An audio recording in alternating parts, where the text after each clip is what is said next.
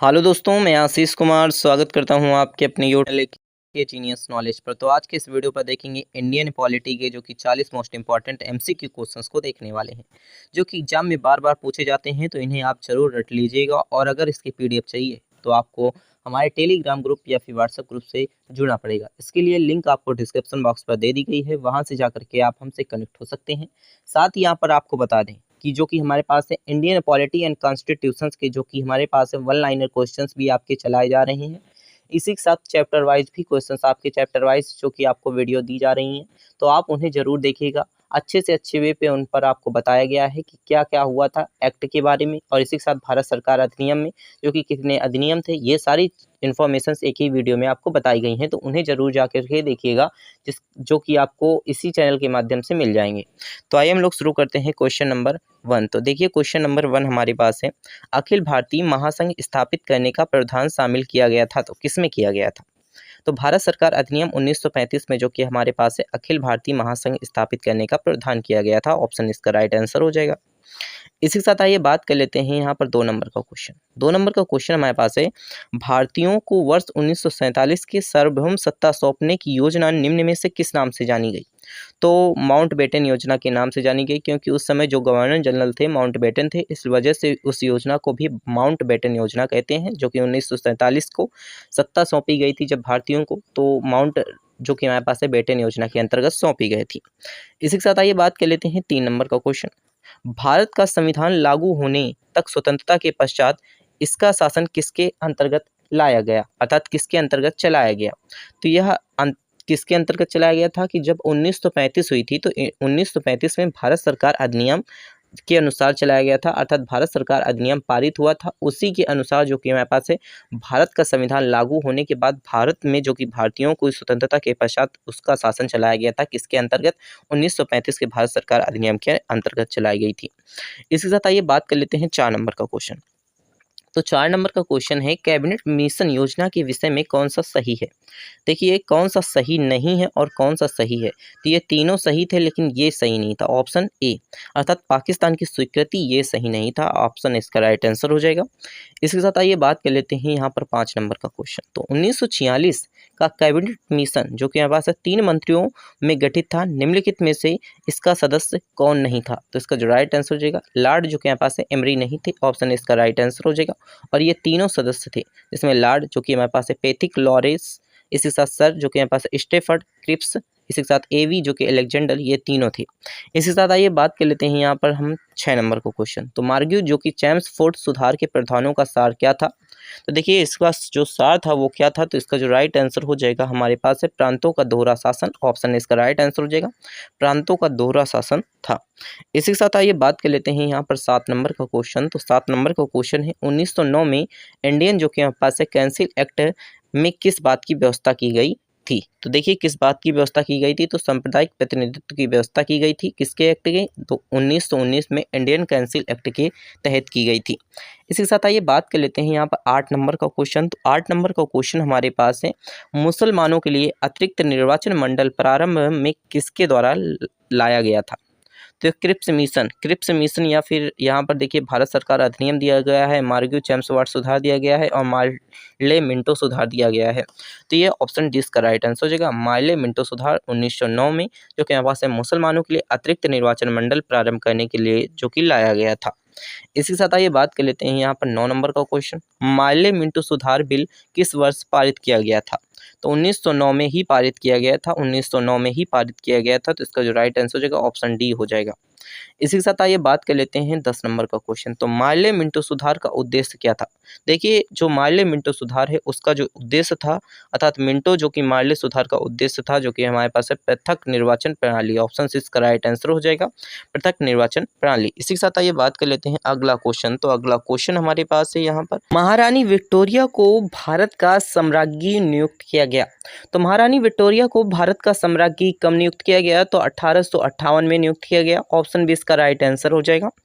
इसी साथ आइए बात कर लेते हैं 12 नंबर का क्वेश्चन। तो 12 नंबर का क्वेश्चन हमारे पास है, भारत के गवर्नर जनरल को किस एक्ट के द्वारा अपनी समिति के निर्णयों को अस्वीकार करने का जो कि आदेश मिला, अर्थात अधिकार मिला? तो इसका जो राइट आंसर हो जाएगा 1786 के जो कि अमेंडमेंट जो एक्ट था, जिसके अंतर्गत जो कि भारत के गवर्नर जनरल थे उनको अपनी ही समिति से निर्णयों को अस्वीकार करने का अधिकार मिला। इसी के साथ आइए बात कर लेते हैं 13 नंबर का क्वेश्चन। तो रेगुलेटिंग एक्ट पारित किया गया। तो रेगुलेटिंग एक्ट जो कि कब पारित किया गया, तो 1773 को जो कि रेगुलेटिंग एक्ट पारित किया गया। तो ऑप्शन इसका राइट आंसर हो जाएगा डी। इसी के साथ आइए बात कर लेते हैं अगला क्वेश्चन। तो अगला क्वेश्चन 14 नंबर का क्वेश्चन।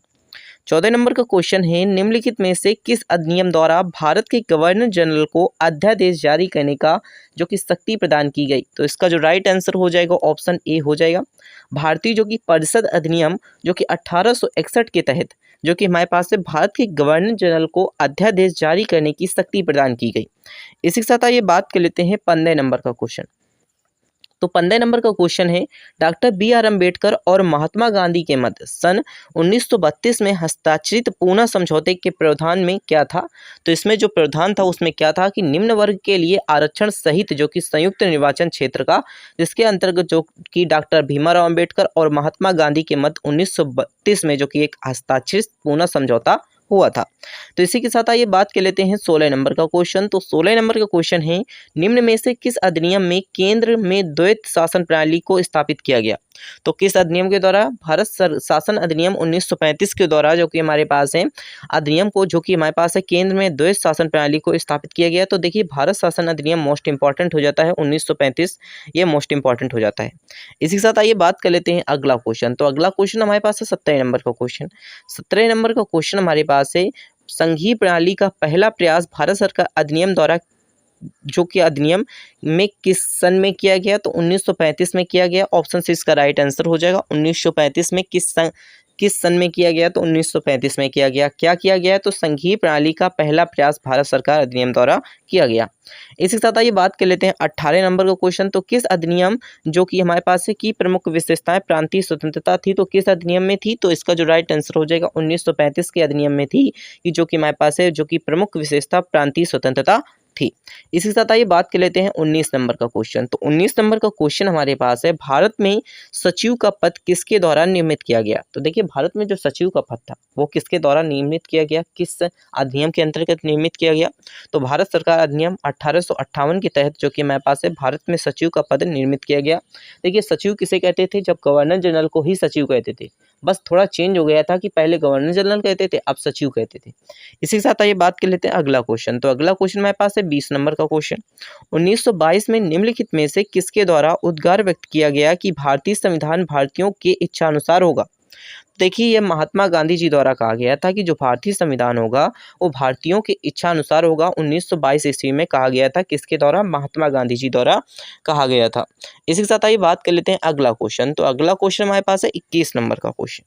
21 नंबर का क्वेश्चन है, 1924 में किसके द्वारा ब्रिटिश शासन अर्थात ब्रिटिश सरकार से यह मांग की गई कि भारतीय संविधान के निर्माण के लिए संविधान सभा का गठन किया जाए। अर्थात किसके द्वारा कहा गया, तो मोतीलाल नेहरू जो कि एक वकील थे, पेशे से वकील थे, इन्होंने कहा कि 1924 में कि ब्रिटिश सरकार से मांग की कि भारतीय संविधान के निर्माण के लिए संविधान सभा का गठन किया जाए।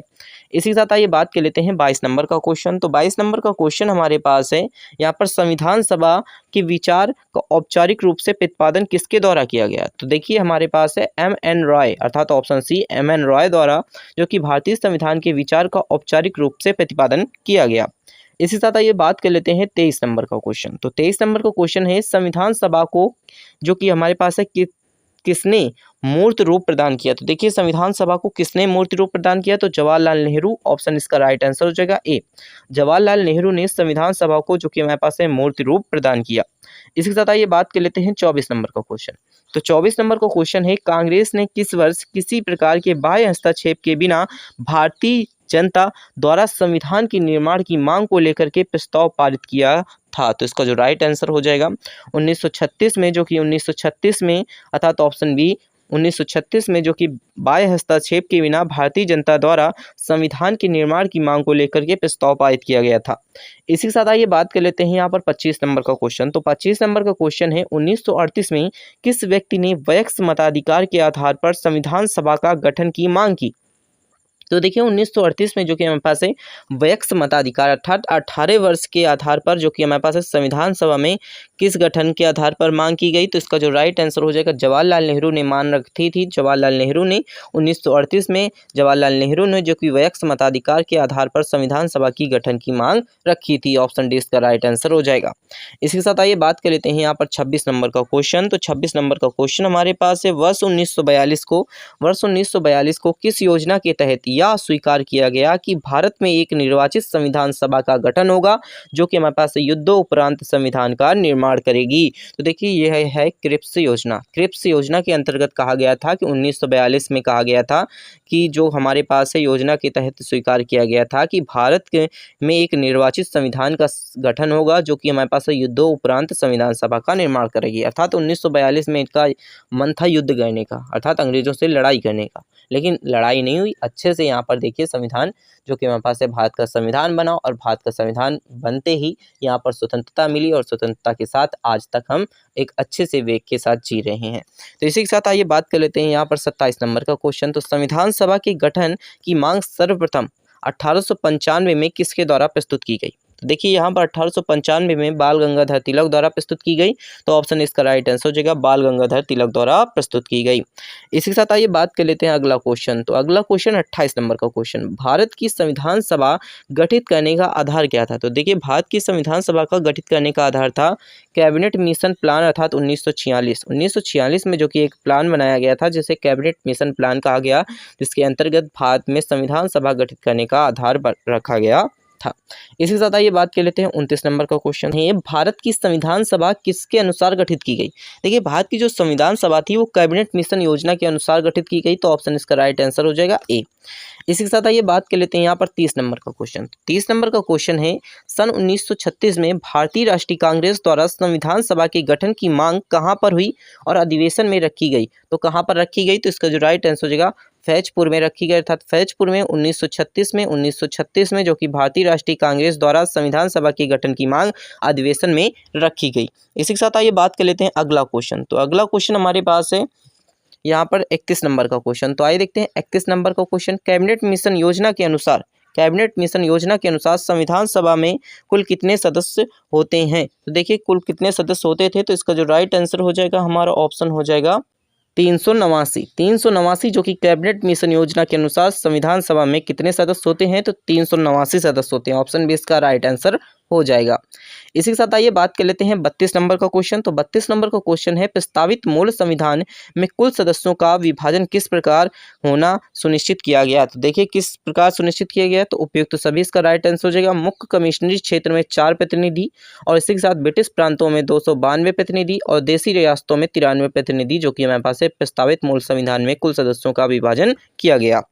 इसी के साथ आइए बात कर लेते हैं 33 नंबर का क्वेश्चन। तो 33 नंबर का क्वेश्चन हमारे पास है संविधान सभा के विभिन्न प्रांतों के लिए 292 सदस्यों का निर्वाचन होना था, इसमें से कांग्रेस के कितने प्रतिनिधित्व जो कि निर्वाचित होकर आए? तो देखिए इसका जो राइट आंसर हो जाएगा 208 आए, अर्थात ऑप्शन डी इसका राइट आंसर हो जाएगा 208 जो कि हमारे पास है जो कि कांग्रेस के जो कि 208 जो कि प्रतिनिधित्व जो कि निर्वाचित होकर आए।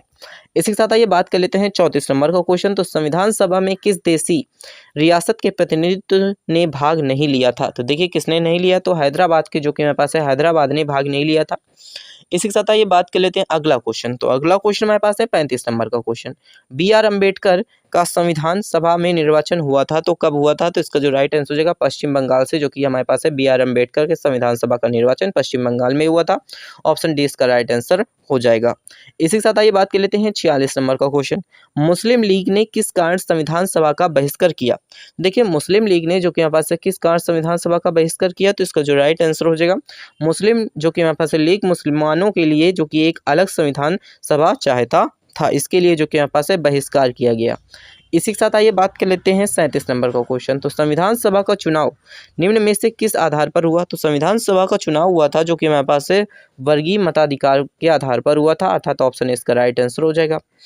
इसी के साथ आइए बात कर लेते हैं 38 नंबर का क्वेश्चन। तो 38 नंबर का क्वेश्चन है, संविधान सभा के सदस्य प्रतिनिधि थे। तो देखिए संविधान सभा के जो सदस्य थे इसमें कौन प्रतिनिधि थे, तो जनता द्वारा प्रत्यक्ष निर्वाचन जो कि प्रतिनिधि थे। ऑप्शन 20 का राइट आंसर हो जाएगा। इसी के साथ आइए बात कर लेते हैं यहाँ पर 39 नंबर का क्वेश्चन। तो भारतीय संविधान को किसने बनाया था। तो देखिए भारतीय संविधान को किसने बनाया था, तो इसका जो राइट आंसर हो जाएगा संविधान सभा ने बनाया था। ऑप्शन सी इसका राइट आंसर हो जाएगा। भारतीय संविधान को किसने बनाया, तो संविधान सभा ने बनाया था। इसी के साथ आइए बात कर लेते हैं 40 नंबर का क्वेश्चन। तो संविधान सभा के लिए चुनाव कब संपन्न हुए। तो देखिए संविधान सभा के लिए चुनाव कब संपन्न हुए, तो इसका जो राइट आंसर हो जाएगा हमारा ऑप्शन डी हो जाएगा। 1946 में जो कि संविधान सभा के लिए चुनाव संपन्न हुए। इसी के साथ यहाँ पर हम देखें 40 क्वेश्चंस कवर कर चुके हैं। अगर आप चैनल पर नए हैं तो चैनल को सब्सक्राइब करके वीडियो को लाइक जरूर कर दीजिएगा और इसके आगे आपको यहाँ पर पार्ट्स मिलते रहेंगे। इसके लिए अपने दोस्तों के साथ शेयर जरूर कर दीजिएगा। Thanks for watching this video.